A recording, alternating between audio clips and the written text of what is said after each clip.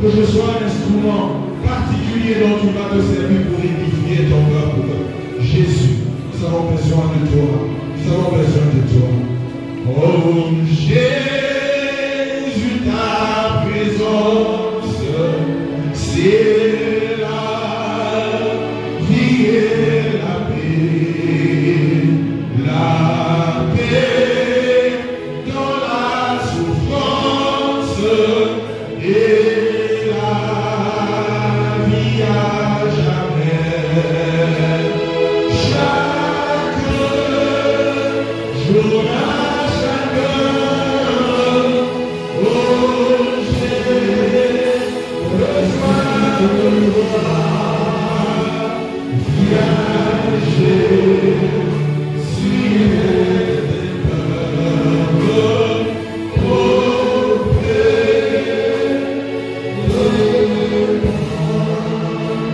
Jésus, telle est la prière qui jaillit du fond de nos cœurs.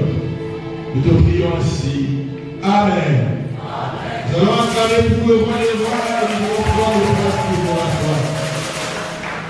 Dieu, merci pour l'occasion qu'il nous offre de partager sa parole. D'aucuns ignorent qu'aujourd'hui c'est le jour de la Pentecôte. C'est un jour particulier dans l'histoire de l'Église. Nous le savons tous, c'est le jour où le ciel est venu sur la terre. C'est le jour où la puissance de Dieu a été répandue sur l'Église. C'est à ce jour-là que l'Église était née. C'est à ce jour-là qu'on pouvait expérimenter la gloire du ciel sur la terre. Et c'est ce moment particulier que nous allons parcourir. Nous allons parler de l'histoire d'un non-juif. C'était un Romain, un militaire de surcroît. Nous le savons tous dans l'histoire que l'Israël pendant ce moment vivait sous la domination des Romains. Et alors que l'empereur romain pouvait envoyer un autre militaire pour contrôler les Juifs dans la terre des Juifs, c'était Corneille. Il était commandant d'un régiment. En tant que militaire, en tant que Romain, il venait d'un pays polythéiste. Mais quand il vient en Israël, il rencontre des Juifs qui prient Dieu unique. Il était alors séduit par la loi des Juifs, la loi que Dieu a donnée aux Juifs. Il était séduit par la foi des Juifs. Il était séduit par leur manière de vivre, au point que lui qui était polythéiste, qui prend la décision de devenir membre de la religion juive. La Bible nous dit qu'il était pieux. Cela veut dire quoi? Il réalisait toutes les pratiques religieuses que les Juifs faisaient. Les ablutions, il priait à tout moment. Il donnait de l'aumône aux Juifs parce qu'il voulait devenir comme eux. Il voulait participer à la grâce du Dieu des Juifs. Il voulait faire partie de l'alliance des Juifs. Pourtant, les Juifs étaient déjà le peuple élu par l'alliance du fait qu'ils étaient issus de la descendance de Abraham. Pour les Juifs, c'était presque automatique.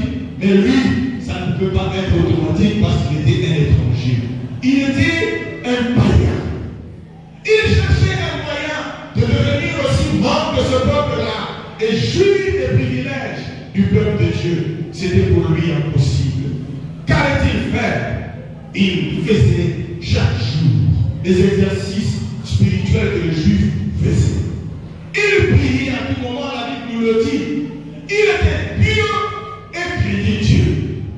Cela veut dire qu'il avait un respect profond pour Dieu. Il était attaché à Dieu. Il cherchait à connaître ces dieux-là. Il cherchait à être avec ces dieux des Juifs-là.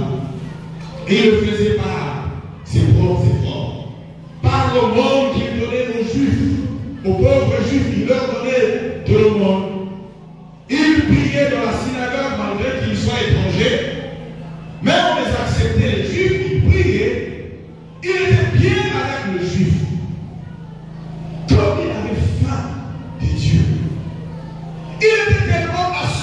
de Dieu. Un jour, à l'heure de la prière, le Seigneur lui envoie un ange pour le visiter. Et l'ange entre pendant que Corneille était en prière. Il était étonné de voir le Seigneur le visiter. Lui qui était un païen, lui qui ne pouvait pas recevoir cette visite du Dieu très saint, lui qui est exclu des alliances. Il ne croyait pas qu'il pouvait bénéficier de la visitation divine provenant d'un Dieu des Juifs. Et c'est Dieu-là qui le visite. Et il le dit, Corneille. Dieu l'appelle par son nom pour dire qu'il le connaissait. Amen. Quoi qu'il soit étranger, Dieu le connaissait par son nom. Tel que nous sommes, Dieu connaît chacun de nous par son nom. Nous n'avons jamais été étrangers par Dieu vis-à-vis de Dieu, car c'est lui qui nous a créés, c'est lui qui nous a voulu, c'est lui qui nous a placés où nous sommes, c'est lui qui contrôle notre histoire. Il a contrôlé l'histoire et nous connaît et l'appelle et dit des prières ont été exaucées. Toutes les offrandes que tu accordes aux pauvres ont été accueillies par Dieu. Maintenant, envoie quelqu'un à Jaffa ou à Joppé. Il y a un certain homme qu'on appelle Simon, qui est surnommé Pierre. Et Jésus a surnommé Pierre, bien sûr. Va, appelle-le. C'est lui qui te dira tout ce que tu feras. Amen. Amen. Amen. Amen. J'aime Dieu. Il l'a visité. Au lieu de terminer ce qu'il a commencé, il dit, appelle Pierre pour qu'il vienne te dire ce que tu feras. Lui, étant sorti de sa peur, il partage l'histoire avec ses serviteurs et envoie quelques-uns auprès de Pierre. Pendant que ceux-ci étaient en chemin vers Pierre pour aller le rencontrer, eux non plus ne connaissaient pas Pierre, mais le Seigneur est tellement méticuleux, il leur a donné le nom de Pierre, il leur a donné l'adresse de la maison où habitait Pierre. Amen. Amen. Corneille non plus ne connaissait pas Pierre. Peut-être qu'il le connaissait par nom. On savait qu'il était apôtre. À ce moment-là, la réputation de ce que faisait Pierre était assez grande pour que Pierre ne passe inaperçu. Il pouvait connaître Pierre par le nom et par ce qu'il faisait, mais jamais le rencontrer. Il se voyait trop petit pour rencontrer quelqu'un qui a vécu avec Jésus. Et alors c'était un privilège pour lui. Et pendant que ces gens s'approchaient de là où habitait Pierre, Pierre eut faim. Il monte sur la terrasse de la maison pour prier. Et pendant qu'on lui préparait la nourriture, lui aussi tombe en extase. Il voit le ciel ouvert et une sorte de toile tomber sur la terre, tenue entre les quatre coins, disant, il y a des animaux ici. Toi qui as faim, tu attends qu'on te donne à manger. Tu as quelque chose ici, mange. Pierre lui dit, non, depuis que je suis né, je suis juif.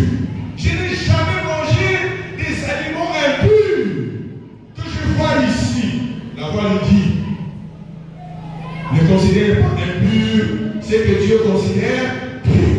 Et à 3 reprises, cela se fit ainsi. Pour gagner du temps, directement ces gens viennent à Pierre et lui racontent ce que Corneille a vécu. Et Pierre prend le temps de rentrer avec eux.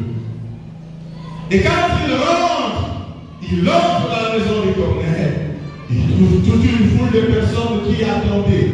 Pierre avec impatience pour écouter ce que Dieu allait dire à Corneille de la bouche de Pierre.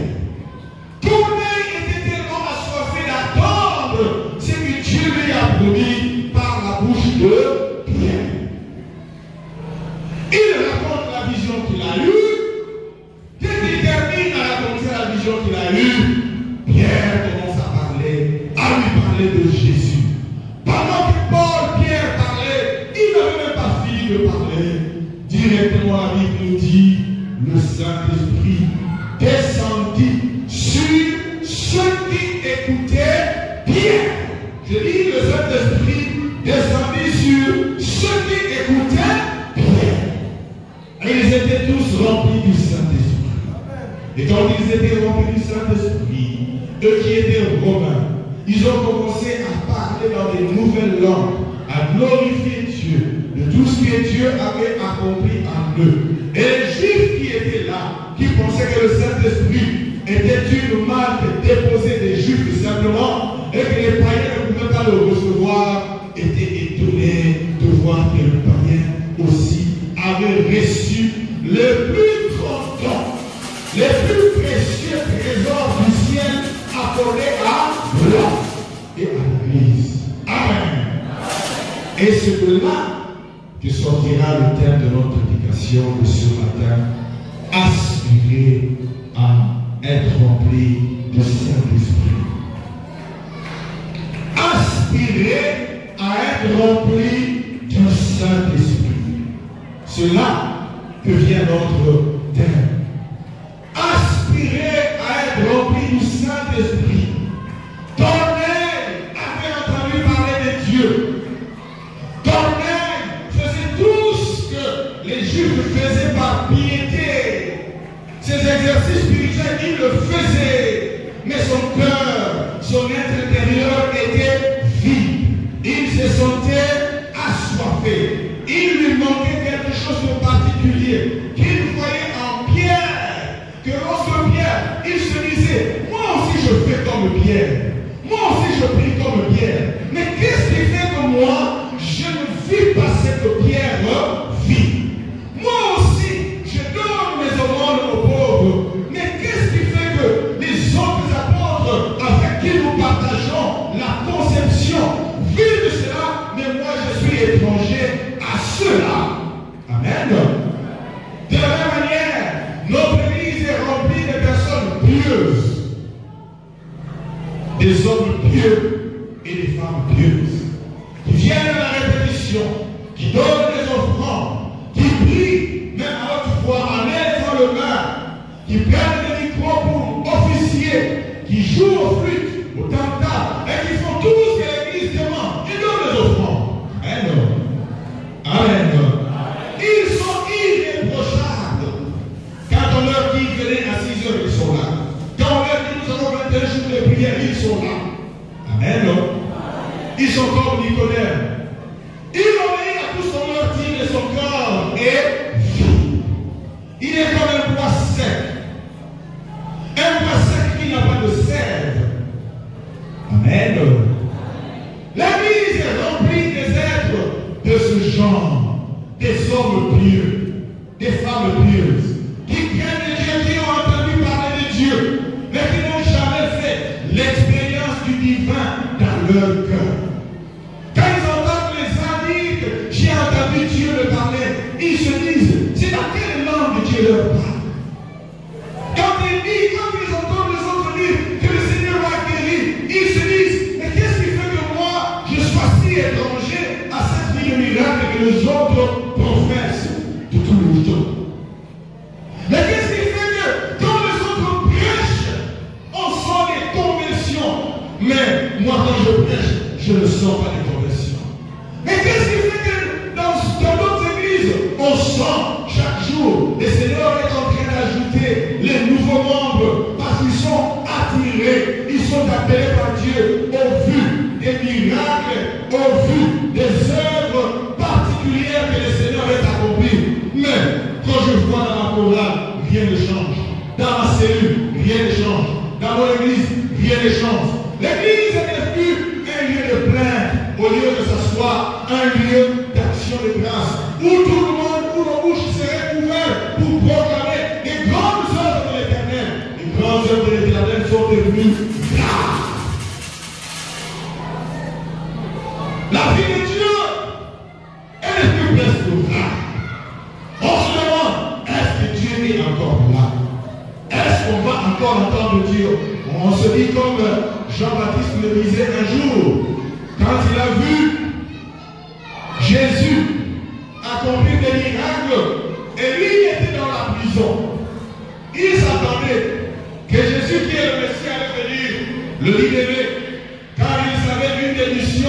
du Messie, c'était de libérer le captif. Amen. Et lui qui a présenté aux autres Jésus comme étant l'agneau de Dieu qui ôte le péché du monde, il était convaincu, comme c'est moi qui l'ai baptisé, le jour où vous serez dans le tournoi, il viendra certainement me libérer. Jésus tarde à venir. Et Jean-Baptiste envoie les disciples auprès de Jésus et lui demandait, allez lui dire, faudrait-il qu'on attende quelqu'un d'autre ou c'est vraiment lui? Jésus, dans ses habitudes-là, dans ces états-là, au lieu de lui donner une réponse, il fait des miracles. Il termine, il dit aux employés de Jean-Baptiste, allez lui dire, vous avez vu les aveugles voir, vous avez vu les boiteux marcher, vous avez vu les démoniaques être délivrés. Allez lui dire. Amen. Jean-Baptiste, Jésus était devenu une pierre de scandale. De la même manière, l'Église d'aujourd'hui, le Jésus qui est devenu notre maître, qui est notre maître, devient une pierre de scandale pour pécheurs. L'Église est remplie de personnes pieuses qui n'ont jamais fait l'expérience avec le divin, qui n'ont fait jamais l'expérience avec l'Esprit de Dieu. Bien aimé dans le Seigneur, la Bible nous dit que l'Église est le corps du Christ. Amen. Amen. Amen. Si l'Église est le corps du Christ, la vie qui anime ce corps, c'est l'Esprit du Christ. Un mort ne peut jamais donner naissance à un enfant. Un mort ne peut jamais se déplacer. C'est seulement un vivant qui peut se déplacer, qui peut changer de lieu. C'est seulement un vivant qui peut bouger les choses. Là où il n'y a aucun changement, on se demande s'il y a encore la vie. On se demande si encore si ce n'est pas l'esprit de mort qui continue à régner. Là, il n'y a pas de mouvement. Il n'y a pas une force qui exerce le mouvement. On se demande si la vie est encore là. Le Seigneur, lorsqu'il a créé l'homme de la poussière, la Bible nous dit dans Genèse 2:7, il a insufflé dans ses narines un souffle. Et c'est alors que l'homme est devenu un être vivant. Son Église ne peut devenir vivante que si elle est insufflée par le souffle de Jésus qui est le Saint-Esprit. Amen. L'Église de Jésus ne peut devenir vivante que si elle est insufflée par le souffle de Jésus qui est l'Esprit de Dieu. Lorsque nous lisons dans Romains 8, verset 9, Romains 8, verset 9, Jésus dit, ou Paul dit, tout celui qui n'a pas l'Esprit de Christ ne lui appartient pas. Car c'est par cet esprit que Christ nous a marqué de son sang pour le jour de la rédemption. Amen. Amen. Pour Jésus, le Saint-Esprit, non seulement il est l'Esprit qui donne la vie à l'Église, pour que l'Église expérimente la puissance de Dieu, pour que l'Église entende la foi de Dieu, pour que l'Église voit le ciel opérer sur la terre à travers elle, pour que l'Église soit cette lumière qui éclaire dans les ténèbres. C'est par le Saint-Esprit. Et lorsque le Saint-Esprit est absent, la Bible nous dit, tous ceux qui ont l'Esprit de Dieu, de Jésus, lui appartiennent. Tous ceux qui n'ont pas l'Esprit de Dieu ne lui appartiennent pas. Une Église qui n'a pas l'Esprit de Jésus, une Église qui n'est pas conduite par l'Esprit de Jésus, n'appartient pas à Jésus, même si elle est appelée Église du Christ au Congo. Mais quand Jésus n'y est pas, elle n'appartient pas à Christ. N'est-ce pas? N'est-ce pas? L'Église appartient à Christ si elle a la marque du Christ. La marque du Christ, c'est le Saint-Esprit. C'est le cachet que Dieu, que Jésus a donné pour montrer que cette Église lui appartient réellement. Amen. Amen. Aspirez à être rempli du Saint-Esprit.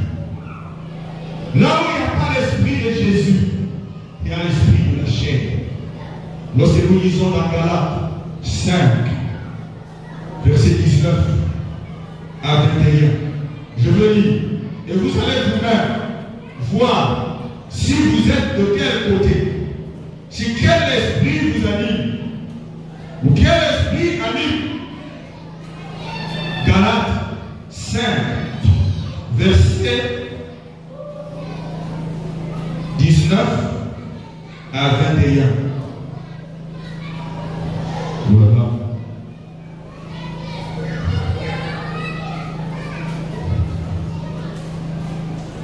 Ok, je lis au nom de Jésus.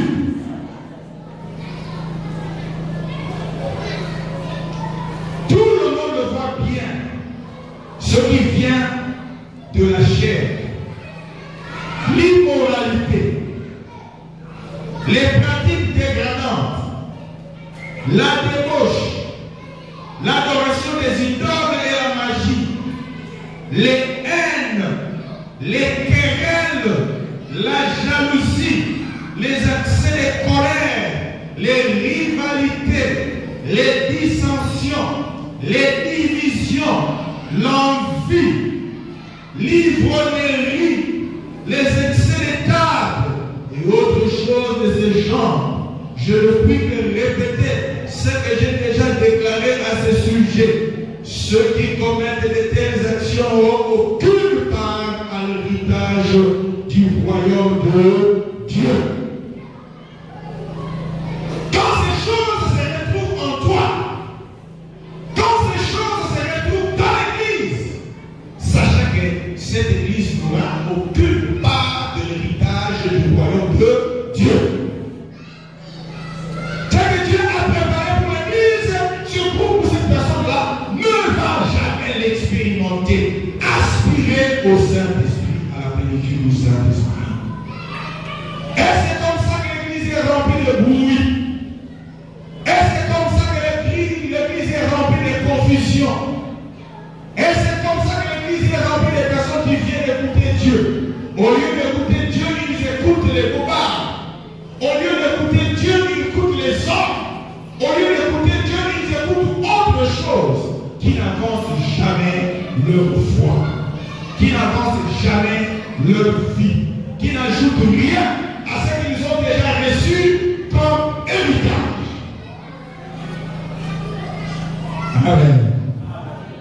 Aspirer. Corneille était comme cette église-là. Mais quand le Seigneur a vu dans le cœur de Corneille, il était tellement assoiffé, il était disponible, son cœur recherchait, il cherchait Dieu de tout son être. Le Seigneur nous le dit, celui qui va le chercher de tout son être, il va le trouver. Amen. Corneille se disait, où est-ce que je trouverai le Dieu d'Israël? Où est-ce que je trouverai le Dieu des Juifs? Laissez-moi faire. Il avait tellement soif de Dieu. Il avait tellement soif de Dieu. Il voulait connaître Dieu. Il voulait devenir un avec Dieu. Dieu a vu sa misère. Dieu a lu dans son cœur ses désirs et l'a envoyé. Pour ainsi accomplir, le Seigneur se laisse révéler à tous ceux qui le cherchent de tout leur être. Tous ceux qui cherchent le Seigneur de tout leur être le trouveront.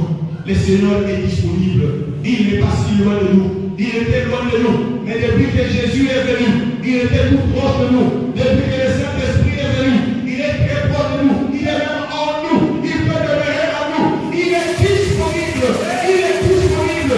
Si on regarde son si versant, il sait voir la fin du cœur de quelqu'un.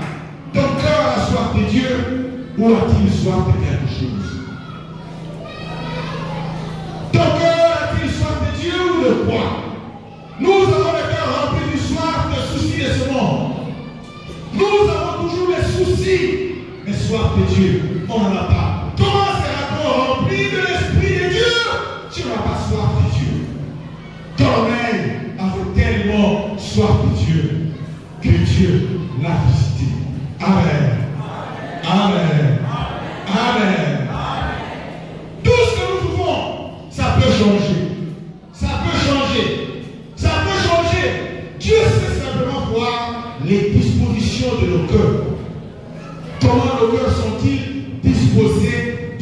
lui.